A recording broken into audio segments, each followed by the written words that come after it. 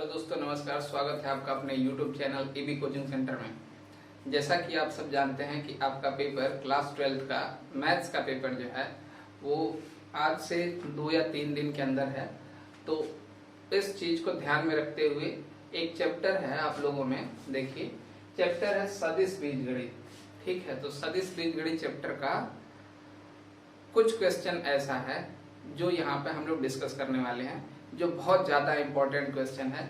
इस पूरे चैप्टर का एक तरह से आप कह सकते हैं कंक्लूजन है, पूरे चैप्टर का सार है जो आज हम लोग हल करने वाले हैं। और क्वेश्चन वहां से मतलब डिजिट चेंज हो सकता है, लेकिन जितने टाइप के क्वेश्चन बनते हैं सदिश बीजगणित के वो सारे क्वेश्चन आज हम लोग इस वीडियो में डिस्कस करेंगे। और ये इतना इम्पोर्टेंट है क्योंकि इस चैप्टर से 17 मार्क्स के क्वेश्चन आपके पेपर में आते हैं।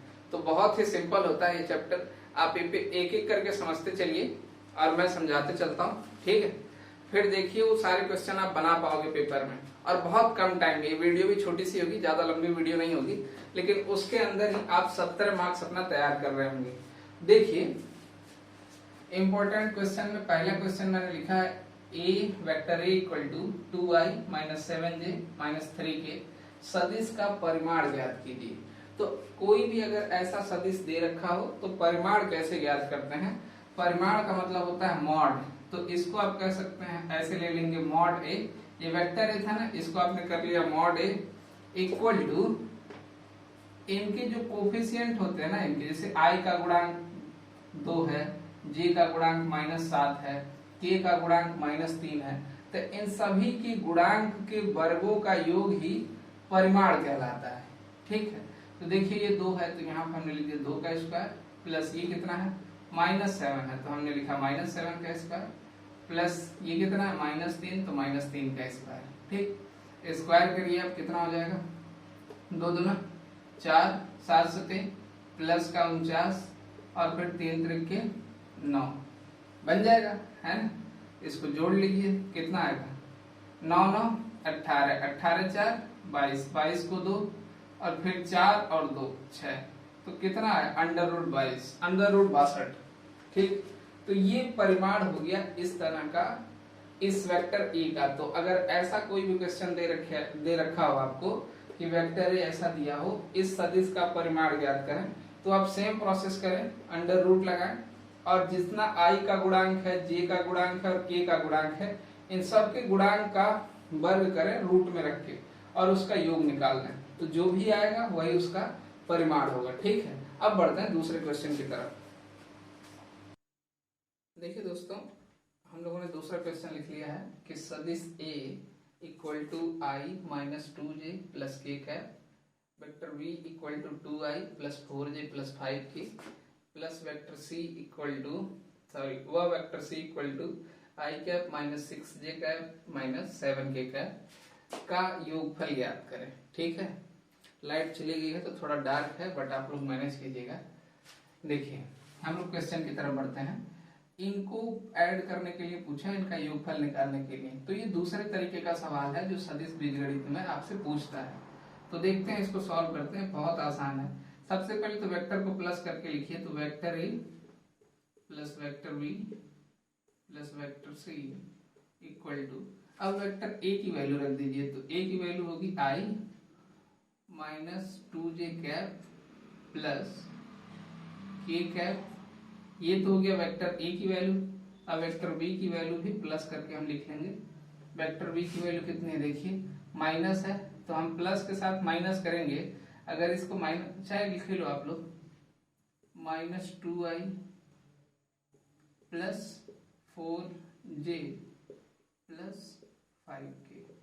ठीक, उसके बाद देखिए अगला सी है, वेक्टर सी की वैल्यू यहाँ पे दे रखी है तो इसे भी प्लस करके लिख दिए, plus I cap minus 6j cap minus 7k cap.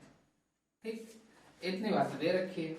अब देखिए जब आपको e प्लस बी प्लस सी निकालना है तो इक्वल कर दीजिए, और इसमें i का कोफिशिएंट देखिए, यहाँ पे i का कोफिशिएंट 1 है, यहाँ पे -2 है और यहाँ पे +1 है। तो हम लिखेंगे i का कोफिशिएंट सबसे पहले, यहाँ का क्या है +1, यहाँ पे क्या है -2, यहाँ पे क्या है फिर i प्लस 1 हमने लिख दिया, और इस ब्रैकेट के बाहर लिख देंगे आई। ठीक है, आप ऐसा समझो कि ये आई का टर्म और ये टर्म और ये टर्म तीनों एक साथ रखा गया और उसमें से आई कॉमन ले लिया गया। ठीक है, देखिए प्लस, अब जे के सामने वाला देखिए, जे वाले कितने टर्म है, एक ये है, दूसरा टर्म और तीसरा टर्म, टोटल 3 टर्म है। तीनों टर्म के अंदर जे का जो गुणांक है उसको आप पहले लिख लीजिए। तो इसमें कितना है, -2, यहाँ पे देखिए जे की वैल्यू +4, और यहाँ पे जे की वैल्यू -6 जे प्लस। ठीक है, और जे सामने रख दीजिए तीनों के बाद। तो उसके बाद अब के वाले टर्म पे आ जाते हैं। तो 1 2 3 ये तीनों के है। सबसे पहले इसके गुणांक लीजिए। यहाँ पे के का गुणांक 1 है, यहाँ पे के का गुणांक 5 है तो +5, यहाँ के का गुणांक -7 है तो -7। ठीक, और इस ब्रैकेट को बंद करके बाद में के कैप लिख लीजिए। ठीक है, देखिए ये सम हो गया। अब इस गुणांकों का बस कंपेयर कर लिए तो ये कितना होगा, 1 + 1 2 और -2, तो ये हो जाएगा 0 आई। ठीक है, प्लस यहाँ देखिए कितना है, -2 और -6 कितना आएगा, -8। -8 को +4 इसमें से निकाल दोगे तो आप बचेगा -4 जे कैप। ठीक है, प्लस यहाँ पे देखिए ये 5 और 1 कितना हो जाएगा, 6, 7 से 6 जाएगा तो -1 और ये बन गया के कैप। तो आप जानते हैं 0 का आई में मल्टीप्लाई करेंगे तो ये पूरा 0 हो जाएगा, और -4 और जे रहेगा तो ये आ जाएगा -4 जे कैप, और ये प्लस माइनस क्या आएगा, -के कैप। ठीक, तो ये आपका आंसर है। ठीक है, तो ये तरीका था कि अगर आपको किसी भी वेक्टर को, सदिश को आपको योग करना हो, जोड़ना हो, तो ए बी सी तीनों को आप लिख लीजिए प्लस करके, तीनों की वैल्यू लिख लीजिए, फिर आई वाले टर्म को एक साथ लिखिए, फिर जे वाले टर्म को एक साथ लिखिए, फिर के वाले टर्म को एक साथ लिखिए, फिर उनके गुणांकों को लेके जोड़ या घटा दीजिए जैसा भी चिन्ह है, और लास्ट में उनको लिखते जाइए, फिर आपको ऐसा आंसर मिल जाएगा। ठीक, अब देखते हैं अगला क्वेश्चन। देखिए तीसरा क्वेश्चन लिख रखा है आपके सामने कि सदिश ए आई कैप प्लस जे कैप प्लस 2 के कैप के अनुदिश एक मात्रक सदिश ज्ञात करें। ठीक है, ये सवाल कई बार आपके पेपर में पूछा है कि मात्रक सदिश ज्ञात करें। मात्रक सदिश, या फिर इसका एक दूसरा नाम भी है एकक सदिश। ठीक है, इस मात्रक को एक और नाम से बोलते हैं एकक सदिश। तो दो चीजें पूछ सकता है, कोई भी वेक्टर देगा आपसे और बोलेगा इसके अनुदिश आप एक मात्रक सदिश ज्ञात करें या फिर एक एकक सदिश ज्ञात करें। ठीक है, दो तरीके से पूछता है। तो देखिए इसमें एक्चुअली क्या निकालना होता है, वो निकालना होता है A cap. A cap equal to होता है vector A upon mod of vector A. ठीक है, ये है एकक सदिश। आप ऐसा लिखिएगा कि मात्रक सदिश, ऐसा मात्रक सदिश A cap equal to vector A upon mod of A. ठीक है, अब इसको सॉल्व कर लीजिए, बहुत सिंपल है। वेक्टर ए की वैल्यू कितनी है, यहाँ पर आप लिख दीजिए आई प्लस जे प्लस 2k कैप, ये वेक्टर 1 हो गया, अपॉन मॉड। जो पहला क्वेश्चन हम लोग सीखे हैं वो मॉड ए निकालना सीखे थे, सबसे पहला क्वेश्चन स्टार्ट वाला। तो उसमें क्या कर रहे थे हम लोग, रूट में ले रहे थे, और रूट में लेने के बाद सबके कोफिशिएंट का स्क्वायर करके ऐड कर रहे थे। तो आई का गुणांक कितना है, 1, तो 1 का वर्ग प्लस जे का गुणांक कितना है, अगर कुछ नहीं है तो 1 लेते हैं, तो यहाँ भी इसके सामने 1 है तो 1 का वर्ग, के के सामने कितना है 2, तो धन 2 का वर्ग। ठीक, अब जोड़ लीजिए तो देखिए ये कितना आ रहा है, ये तो आपका ये रह जाएगा आई प्लस जे प्लस 2k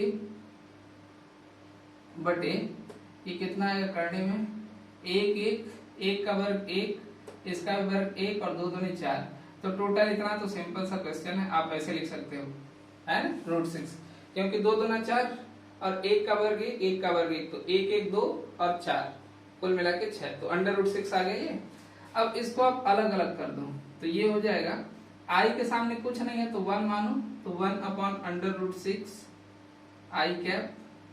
ठीक, प्लस यहाँ पे जे है, जे के भी सामने कुछ नहीं है तो इसको भी 1 रखो, 1/√6 जे कैप प्लस यहाँ पे देखिए के सामने क्या गुणांक 2 है, 2/√6 लिख दीजिए तो 2/√6 के कैप। ठीक, तो अगर किसी भी वेक्टर का इस तरह कोई भी सदिश वेक्टर दे रखा है और उसका एकक सदिश या मात्रक सदिश पूछ रहा हो तो आप इस प्रोसीजर को अप्लाई करिए, आराम से आंसर मिल जाएगा। ठीक है, निकालना होता है आपको ए कैप इक्वल टू होता है vector A upon mod A. Vector ए के लिए यही चीज उठा के रख लीजिए। मॉड ए क्या होता है, इन सब का गुणांक, मतलब इनके सामने जो लिखा है उसको रूट में करके स्क्वायर कर लेते हैं। तो रूट में किया, इसके सामने 1 है, इसके सामने भी 1 है, इसके सामने 2 है, जहां पे कुछ नहीं होता तो 1 लेते हैं। ठीक, 1 का वर्ग 1 का वर्ग 2 का वर्ग, ये हल करने पे 6 आएगा, पता ही। और यहाँ पे 1 है तो 1/6, यहाँ भी जे के सामने 1 है तो 1/6 और जे, यहाँ पे 2 है तो 2/6 और के। ठीक, तो ये आपका सॉल्व हो गया। ये कई बार पूछा है, एकक मात्रक सदिश ज्ञात करके, इसे देख लीजिए। अब देखते हैं हम लोग अगला सवाल।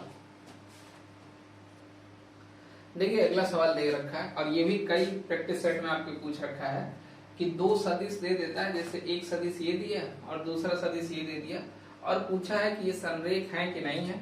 इसको आपको बताना है कि संरेख है या फिर नहीं। ठीक है, तो सबसे पहले देखिए पहला सदिश क्या दे रखा है, तो इसको मैं एक वैल्यू मान लेता हूं, मान लीजिए इसको a मान लेता हूं। तो वेक्टर a इक्वल टू हम लिखेंगे 2i cap minus 3j cap और प्लस 4k कैप।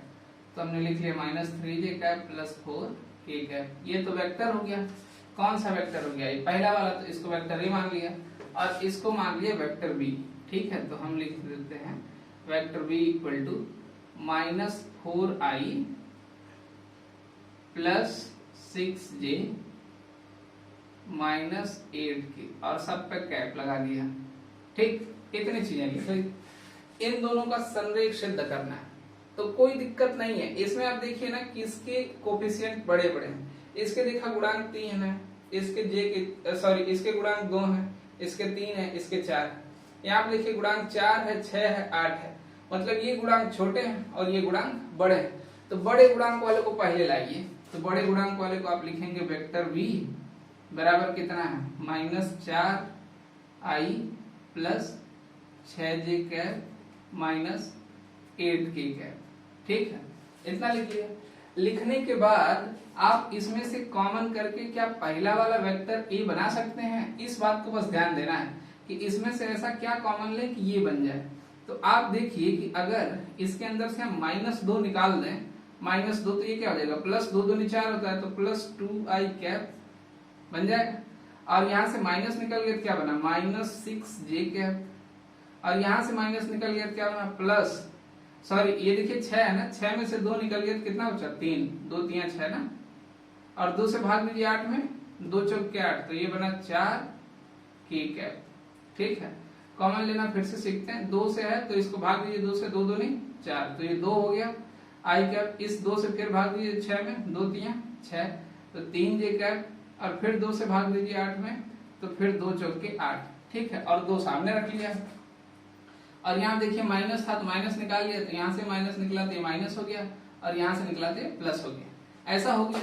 अगर आप देखें ध्यान से तो ये तो वेक्टर v था, वेक्टर v इक्वल टू -2 आ गया, और ये पूरा का पूरा टर्म क्या यही टर्म है ना, ये वाली चीज यही वाली चीज है। तो इसकी जगह आप क्या लिख सकते हो, वेक्टर लिख सकते हो। तो इसकी जगह भी आप लिख सकते हैं वेक्टर है, तो आप लिख सकते हैं वेक्टर है। ठीक है, तो अगर हम लिखते हैं कि यदि vector v equal to lambda a हो तो सदिश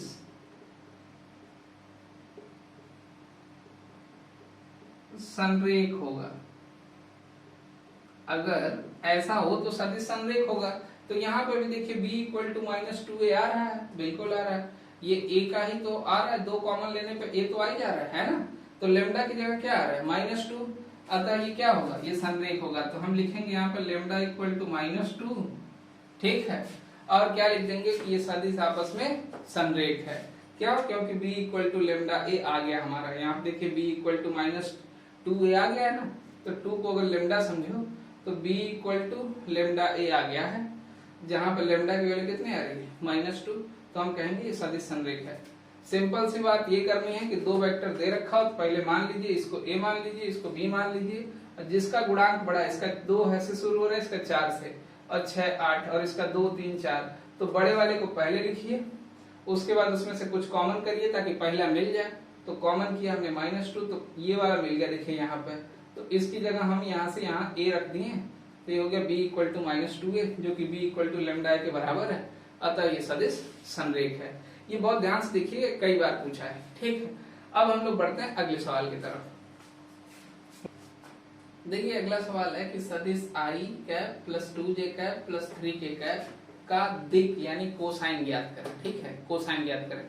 सारे क्वेश्चन जो है अलग अलग टाइप के हैं और ये सब पेपर में पूछे हुए क्वेश्चन है, तो उनको करा रहा हूँ। ये सारे बहुत इंपॉर्टेंट हैं, समझिए इसको कैसे सॉल्व करेंगे। जब भी कोसाइन निकालना हो ना, तो इसका परिणाम ही निकाल दो, मॉड निकाल लो। समझो इसको आपने वेक्टर ए कर लिया, वेक्टर ए इक्वल टू कर दिया आपने i cap plus 2j cap plus 3k cap. ठीक है, कितना कर दिया। करने के बाद इसका मॉड निकाल दीजिए।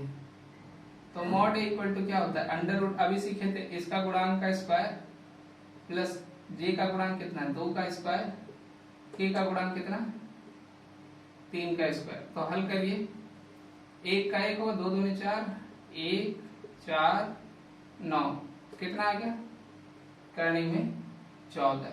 ठीक, तो हमें कुछ नहीं करना है, कोसाइन सबके गुणांकों के नीचे लिख देना है। ठीक है, तो हम लिखेंगे सदिश का द्विक या फिर कोसाइन बराबर कितना कितना आएगा। i को देखिए, i के सामने गुणांक कितना है 1, तो हम लिखेंगे 1 बटा करनी में 14, कॉमा दूसरा क्या है j के सामने 2, तो आप लिखोगे 2 बटा करनी में 14, ये जो वेक्टर निकाल रखा है। और तीसरा क्या दे रखा है k के सामने 3, तो आप लिखोगे 3 बटा करनी में 14। तो ये तीनों का कोसाइन निकल गया। ठीक है, i का कितना निकला 1/√14, 1 बटा कर्णिम 14, और j का 2 बटा कर्णिम 14, और k का 3 बटा कर्णिम 14। ठीक है, बिल्कुल आसान आसान सवाल होते हैं इस टॉपिक के। ये समझ आ गया। अब अगला क्वेश्चन देखते हैं। देखिए अगला सवाल आ गया आपके सामने, जो सबसे ज्यादा इंपॉर्टेंट है, एक तरह से कह सकते हैं। अगर लॉन्ग आंसर में पूछना होता है तो इसको पूछता है, और ये बहुत आसान है। इसका प्रोसीजर समझिएगा, बड़ा आसान सा है। इसमें पूछा है कि दर्शाइए कि बिंदु ए बी और सी जिसके स्थित सदिश क्रमशः ए वेक्टर ए बराबर दे रखा है 3i minus 4j minus 4k cap. ठीक है, और वेक्टर बी बराबर दे रखा है 2i cap minus j cap plus k cap, तथा vector C equal to i cap minus 3j cap minus 5k cap है, एक समकोण त्रिभुज के शीर्ष का निर्माण करते हैं या नहीं। ठीक है, तो ये हमें सिद्ध करना है कि है या नहीं। हालांकि इससे सवाल आपसे यही पूछेगा कि बताइए समकोण शीर्ष का निर्माण करते हैं या फिर नहीं करते हैं। ठीक, तो इन तीनों सदिश को दे रखा है। तो आप जानते हैं यहाँ पे बात हो रही है समकोण त्रिभुज की। तो अगर त्रिभुज होगा तो त्रिभुज की 3 भुजाएं होंगी।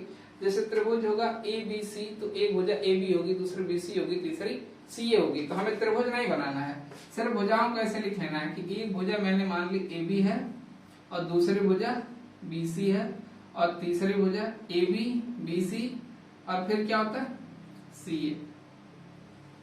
ठीक है, AB BC CA ये 3 भुजाएं होती हैं। अगर इस तरह देखो आप, ऐसा एक त्रिभुज मैं बना दूं, शायद दिख रहा होगा यहाँ पर। ठीक है, तो यहाँ पर देखिए मैं बना रहा हूँ ऐसे, ये A है, ये B है, ये C है, तो AB BC फिर CA है ना। चक्री क्रम में चलोगे तो AB BC और CA। तो हमें तो पता है नहीं कैसा है, तो हम इसको अभी नहीं बनाते हैं, हम देखते हैं कि समकोण त्रिभुज बनाएगा या नहीं। तो अगर ये भुजा की लंबाई कैसे निकालोगे आप, भुजा की लंबाई निकालना इन तीनों भुजाओं की। ठीक है, तीनों भुजाओं की लंबाई निकालिए। देखिए जब आप इसकी लंबाई निकालोगे तो सबसे पहला काम करोगे, इसको इसमें से सब्ट्रैक्ट कर दोगे। किसमें से, अगर ए बी है ना, तो लास्ट वाले पकड़ो बी को, तो लिखो vector B minus vector A. कोई दिक्कत। ऐसे बीसी का निकालना है ना, तो वेक्टर लास्ट में कौन है सी, तो vector C minus vector B. ठीक, ऐसे AC का निकालना है तो वेक्टर A स्मॉल लिखेंगे, vector A minus vector C। अगर आप ध्यान देखें तो लास्ट वाले को पहले लिखा है, फिर पहले वाले को बाद में, फिर इसके भी लास्ट वाले को पहले और पहले वाले को बाद में, लास्ट वाले को पहले और पहले वाले को बाद में। ठीक, ऐसा लिख लीजिए। ऐसा लिखने के बाद यहाँ पे देखिए, अब आप ध्यान से, वेक्टर बी कितना दे रखा है, वेक्टर बी इतना दे रखा है, तो ये हो जाएगा 2i माइनस जे प्लस के, ये तो बी हो गया। और माइनस ए है, माइनस ए है तो देखिए माइनस लगेगा 3i को, तो हो जाएगा माइनस 3i कैप, और माइनस माइनस क्या हो जाएगा प्लस 4j कैप। फिर यहाँ पे चूंकि माइनस है ना, इस माइनस का मल्टीप्लाई इस माइनस में होगा ए वाले, तो माइनस माइनस प्लस ये भी हो जाएगा 4k कैप। ठीक है, इसको जोड़ लीजिए, i को i से जोड़ लीजिए। ये देखिए i है -3 और +2 कितना है -i आया। ठीक है, 3 से 2 गया तो माइनस का 1। अब देखिए +4 और -1 कितना बना +3j कैप। यहाँ पे +4 है और यहाँ पे कितना है +1 है, तो 4 और 1 कितना बनेगा आपका +5k कैप। ठीक है, क्या इतना बन रहा है, चेक कर लीजिए एक बार, क्रॉस चेक कर ले सकते हैं आप लोग।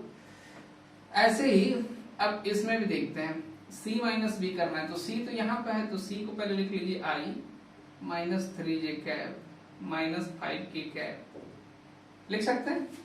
अब उसके बाद माइनस करना है b को, तो ये माइनस है ना, इस माइनस का इन तीनों टर्म में मल्टीप्लाई होगा, तो पहले मल्टीप्लाई होगा तो ये हो जाएगा -2i, और फिर इसमें होगा तो माइनस माइनस प्लस j, और फिर माइनस का इस माइनस का इसमें होगा तो प्लस माइनस क्या होगा -k कैप। ठीक है, सब पे कैप है, तो इसको भी सॉल्व करिए। i को देखिए, ये i में से 2i सब्ट्रैक्ट हुआ तो कितना आया माइनस का i, क्योंकि यहाँ प्लस है, यहाँ -2 है, यहाँ -3 है, यहाँ +3 है, कितना आएगा -2j कैप। ठीक है, ऐसे देखिए ये -5 है, ये -1 है, तो ये कितना आएगा -6k कैप। कोई दिक्कत नहीं है। ठीक, ऐसे देखिए अगली साइड निकालते हैं, तो अगला साइड a माइनस c है, तो a की वैल्यू कितनी है उधर दे रखी है 3i -4j -4k कैप, है ना। उसके बाद माइनस करके दे रखा है, देखिए कौन सा a माइनस c, तो c यहाँ पे है, तो ये हो जाएगा -i, और माइनस का इस माइनस में होगा तो +3j कैप, और माइनस का इस माइनस में होगा तो माइनस 5k कैप। अब इसको भी सॉल्व कर लीजिए, तो देखिए -i और प्लस, तो ये कितना आएगा प्लस का 2i कैप -4 और +3 कितना है -1j कैप, और यहाँ देखिए k के सामने -4 और यहाँ +5, तो 5 से 4 गया -1k कैप। ठीक, ये तो साइड निकल गए हैं, इसमें तो कोई दिक्कत नहीं है ना। अब सारे साइड्स का मॉड ले लीजिए, मॉड ऑफ AB का स्क्वायर इक्वल टू होगा किसका स्क्वायर -1 का स्क्वायर प्लस यहाँ देखिए 3 है, 3 का स्क्वायर प्लस यहाँ देखिए 5 है, 5 का स्क्वायर, टोटल कितना हो गया 1 3 3 9 5 5 25, तो 25 10 35, ये पहला आ गया। ठीक है, दूसरा देखते हैं, दूसरा क्या है BC है, तो हम BC का मॉड ले लेते हैं। मॉड निकालना अभी हम सीखे थे ना, स्क्वायर कर रहे हैं इसलिए रूट नहीं लगा रहे हैं। तो यहाँ देखिए ये -1 है, तो ये हो जाएगा -1 का स्क्वायर प्लस j कैसा है -2, तो -2 का स्क्वायर, तो ये कितना है -6, हम लिखेंगे प्लस -6 का स्क्वायर। स्क्वायर कर लीजिए, 1 1 जा 1 प्लस 2 दूनी 4 6 6 के 36, तो 36 और 4 40, 40 से 41, ये बन गया आपका 41।